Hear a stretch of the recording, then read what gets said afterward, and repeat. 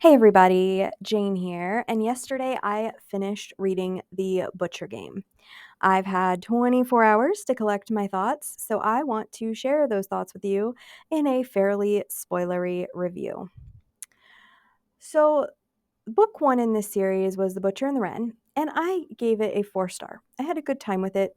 Um, for anybody who doesn't know, and if you've read the second book, The Butcher Game, you probably know about the first. We have our character Wren, who is an autopsy technician or a coroner. I guess she's a coroner because she's not a technician, but she does autopsies. And she works very closely with the police, particularly an officer named LaRue, and her and him are buddies. She is married to this man named Richard, and LaRue, who is her buddy, is gay and has a husband at home, which was a nice dynamic, no concerns about a romance, which sometimes with books like these, the romance can get in the way. So it was nice to have that off the table from the get-go. We have them investigating Jeremy, who is a serial killer. And actually, we find out later that Wren was one of his early victims who managed to survive the attack. So when he is cropped up, she automatically, her and LaRue are very invested in getting him captured. At the end of the first book, they thought they'd gotten him, but turns out he got away, and it ended on a little bit of a cliffhanger. I personally would have been, I think, happier if the author had just let us catch Jeremy LaRue or Jeremy Rose and let LaRue and Wren win and maybe move on to a new case. Because book two was a continuation of the first book, and I will be honest, I did not enjoy it nearly as well. I ended up giving it the Butcher Games a 3 star. And honestly, I wish I had DNF'd it when I wanted to DNF it for a lot of reasons. Um, I don't I didn't want to give it less than a 3 star because for me in my rating system, a 3 star is a book that doesn't have objectively huge problems. So this is, I think, a taste issue where this book did not align with my tastes and wasn't working for me, but I don't necessarily think there was anything inherently wrong in the book. So for the Butcher Game, we have Jeremy kind of playing a game of cat and mouse, I would say, with Wren and LaRue. So he is killing people and leaving a trail. And then we have Wren and LaRue, who are in Massachusetts, doing some investigating. Richard has also come. That is Wren's husband. And they initially it's just Wren and Richard. They are looking into this murder that doesn't quite have the same marks as Jeremy's murders. And I believe I am aware what happened, but I don't know. I don't know for sure. We'll find out in the next book because this book also ended on a cliffhanger-ish thing, but honestly, I don't think I'll read the next book. But my biggest issue with this book is it's way too much Jeremy and not enough Wren and LaRue.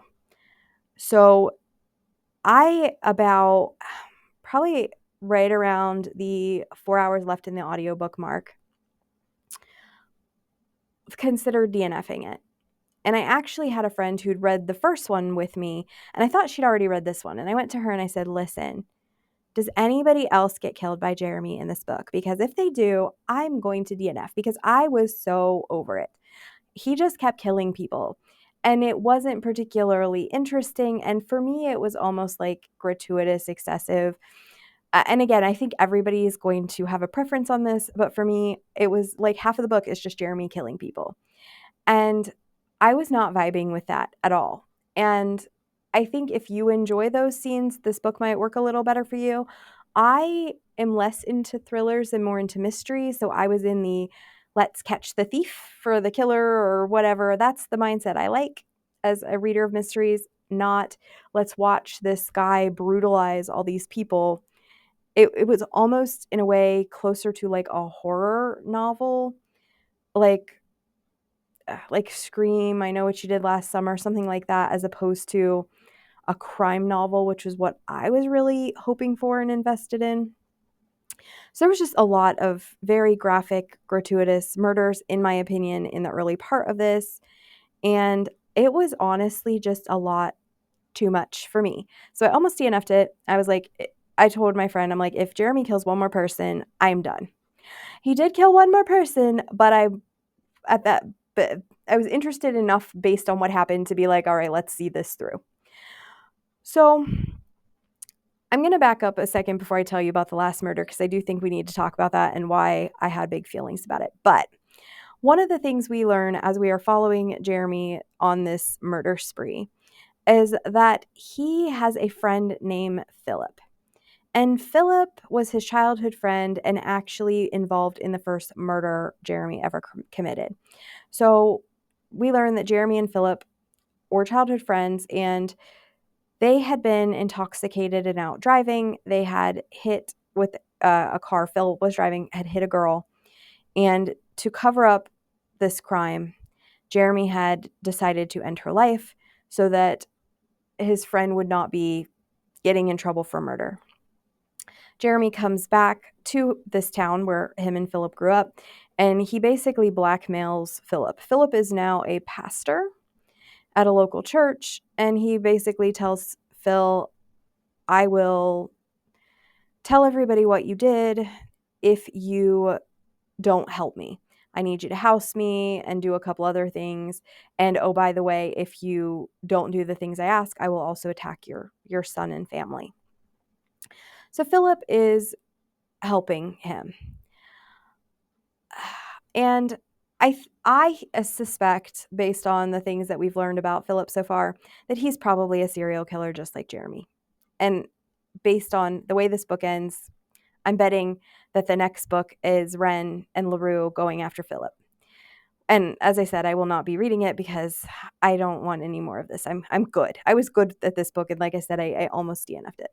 But you do have some interesting, like, learning about Jeremy's past, learning about his association with Philip. Philip is also the son of a judge, and he is very important in his town, which ultimately leads to Jeremy getting caught because Philip is not as good a friend as Jeremy thinks. And I did like that element of it, though I also felt frustrated because, you want Wren and LaRue to have that win. And instead, the person who actually catches Jeremy is his friend Phil, who calls the police, who are members of his congregation, and is like, hey, there's this guy here who I knew from when we were kids, and he's a psycho, and he's in my basement. Could you please arrest him? So I was a little, I think, let down by that part of things. But the end of this book, the last victim of Jeremy, and the only reason that I did finish, even though we do have one more victim, and I didn't really want that last victim, the last victim we have is Wren's husband, Richard. And here's the thing. I think that I hate this decision to kill Richard. Now, is Richard a particularly interesting character? No. But he's loving and supportive and has been helpful in getting Wren to heal from her ordeal. We also have the issue, aside from, you know, from the interest in him, is Wren was already really motivated to get Jeremy. She was his surviving victim.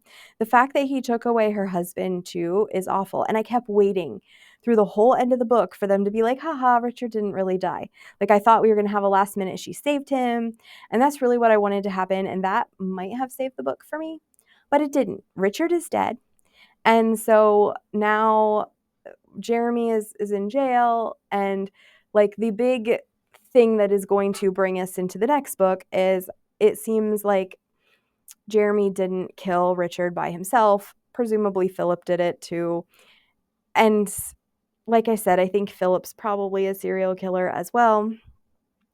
But I just was really annoyed with this choice. And while I was already frustrated with the book because of the gratuitous violence and the fact that I didn't need that much of Jeremy's perspective, I really wanted more Wren and LaRue and a lot less Jeremy. And I got pretty equal parts Wren and LaRue and Jeremy, which was way too much Jeremy. But then also to kill Richard at the end really ticked me off as a reader. I was really mad about it. I didn't think it was necessary. And I did have like the emotional reaction of, oh no. but I really wanted them to, like, save him last minute, and, like, that would have really ticked me off in some ways because I was like, mysteries do that sometimes, but I am more mad that they did actually kill him, and that then LaRue's like, "Hey, I looked at his autopsy report, and looks like it wasn't Jeremy by himself." You know? Yeah, Philip's been helping him. We already know this. I guess there's just not enough mystery in it, and the next book is probably gonna be them going after Philip, like I said. I just this book was so gratuitously violent. They killed Richard, and I don't see how they can move ahead in a way that I would be interested in. You know, I if we hated Richard, maybe then we could have Wren have a love story of some kind, which would work. But I also liked that she wasn't complicated, that we could just focus on the mystery, that she was surrounded by good, loving, helpful people who knew her past and were wonderful. And, you know, I didn't want Richard to die. So I'm really just overall angry at this book. I don't think it was necessary. I wish the author had just finished everything in the first book. I definitely don't think the third book is necessary. I hate that they killed Richard, and I hate the excessive violence that Jeremy perpetrated on the victims. I did not need to hear that, and it was kind of in a way triggering. It was, like I said, it almost bordered into more along the lines of a horror than a thriller, and what I'm really was in here for was the mystery thriller bit. But it was just graphic and gratuitous and gross. And I'm actually almost borderline mad that I read the book here. So your mileage may vary. You may enjoy the choices that were made.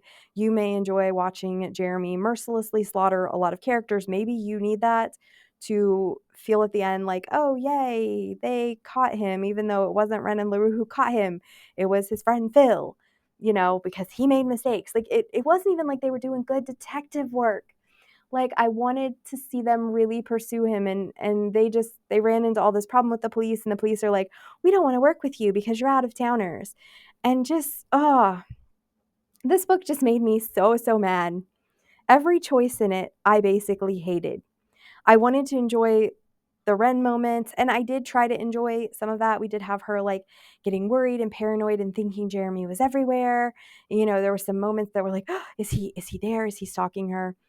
But 90% of this book was just Jeremy murdering people and Wren and LaRue not having any luck in their investigation, but not even in an interesting way. And then to have them not even win, to have Richard die and them not even win, I just was not satisfied with this ending. And I was really just overall angry at this book. So yeah, that is my thought on the Butcher Game. I had to share that with you because I was just really frustrated with the whole thing.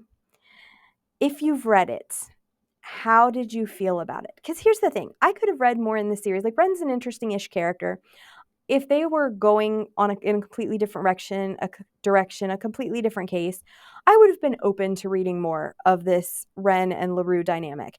But I have no interest in dragging out these murders. Like, do a book with a complete story and be done. This is the next book would be the third book tied into these murders that Jeremy did. And I'm mad at it. I'm over this. And then since you dragged it out, you had to kill Richard and you had to spend so much time just watching Jeremy be terrible. So yeah, this book, it was a 3-star. It would have been less than that if I could point out things that I thought were objectively bad about it. I don't necessarily think it's an objectively bad book. I just hated it. I hated it by the end of it. Like, I was really angry at it and I have big feelings. If you've read it, what did you think? Do you agree with me? Do you disagree with me? Leave it in the comments.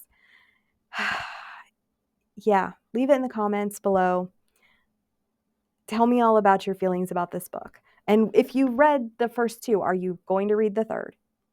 This has been Jane. I'll talk to you next time. Bye.